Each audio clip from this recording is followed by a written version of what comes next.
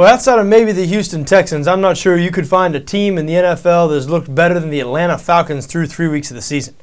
Now, if it wasn't impressive enough going out to Kansas City and hanging 40 points on the Chiefs, beating Peyton Manning and the Denver Broncos in prime time, they went out west across the country in a short week last week and just blew out the San Diego Chargers, who had won their first 2 games. Now, some people actually thought the Chargers were going to win that game and win rather easily. Some people like me, I had picked the San Diego Chargers in that game.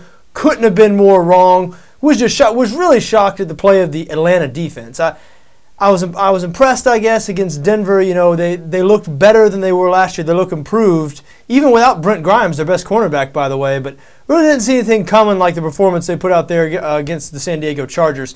Completely shut down that Chargers offense that had looked really explosive in week 2. So maybe I'm not giving this Falcons defense enough credit. Maybe I'm not giving this Falcons team enough credit. I'm going to start treating them a little differently, similar to the Houston Texans. You know, coming into the season, I looked at Houston as a playoff-ish team, and Houston and Atlanta, I think, now should be taken very seriously as Super Bowl contenders. Now, on Sunday, Atlanta hosts their division rival Carolina Panthers. Falcons currently installed as a 7-point favorite in this game on BETDAQ, 48.5 the total. 7 seems like a big number to be given a division rival like this, but Carolina has been struggling. These two teams going in opposite directions. Carolina getting embarrassed last Thursday on national television by the New York Giants, and then the sort of fiasco on the sidelines and afterwards with Steve Smith yelling at Cam Newton really in front of everybody, sort of berating him on the sidelines for his attitude, sort of his hang head attitude.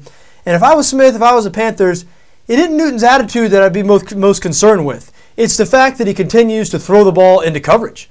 I mean, last season, amid all of the great things that Newton did, what really wasn't talked about a whole lot was he threw 17 interceptions, which were a big reason for the team's 10 losses.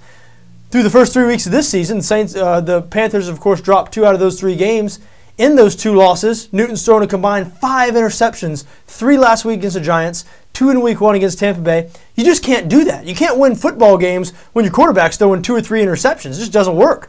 And in the week 2 game, by the way, their win over the New Orleans Saints, watch that game because I bet on the Saints unsuccessfully, but at least 3 interceptions in that game, at least 3 balls in that game. You remember if you were with us here at the live stream. Of course, we do live stream here from the BETDAQ NFL War Room every Sunday. We sweat all these games out with you, watch 6 of them at a time.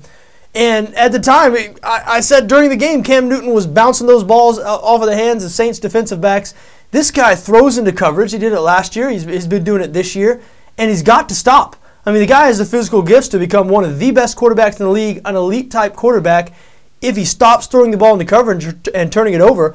But until then, he'll never be a winning quarterback. I mean, at this point, you'd rather have Alex Smith going 12-23, handing the ball off and not turning it over, than Cam Newton, even with all that Newton brings you as far as big plays and running the ball, and his big play ability, passing the ball, even with all that. If he's going to turn the ball over, if he's going to throw 2 or 3 interceptions in a random game, you don't want that. That's not winning football. Tough to win like that. So if the Panthers are going to improve, I mean, we've seen their defense has improved some this year, still by no means a good defense, I think we're safe to say, but maybe not one of the worst defenses in the league like they were last year. But the Panthers, they've got a couple of good running backs. I mean, D'Angelo Williams and Jonathan Stewart, they pay those guys a lot of money. And between those 2 guys and Cam Newton, this should be the best rushing team in the league. I mean, the Panthers should have a near unstoppable rushing attack, but it seems like they get caught up too much in passing the football. They seem to be trying to turn Cam Newton into a sort of Donovan McNabb. You remember when Donovan McNabb came in the league, he ran around a little more, and then as his career progressed, he really turned into a pocket passer. I mean, McNabb never ran around at all his last couple of years. I really think that's limiting Cam Newton. I mean, this team could be so good, and they're at their best when they run the ball, when they let Cam Newton run the ball, design runs for Cam Newton, because the guy, it's just hard to stop him. He might be better with the ball in his hands than either one of their running backs, Williams and Stewart, and their running backs are both very good. Now, Stewart's been banged up throughout this season, so still not back to 100%, so I know that Carolina backfield is slightly diminished. I still feel like, and I'm not alone in saying this, obviously, just about anybody analyzing the Carolina Panthers these days would say they need to go back to a little bit more of a run-heavy offense, let Newton work off play action a little more, because as it is right now, the Carolina offense, they're good for yards and they're good for big plays. I'm just not sure they're a functional offense for a winning type team. I mean, they just turn the ball over, careless play. They lose the time of possession battle consistently. So don't like what I'm seeing out of this Carolina offense. That being said, it feels like a lot of points this week.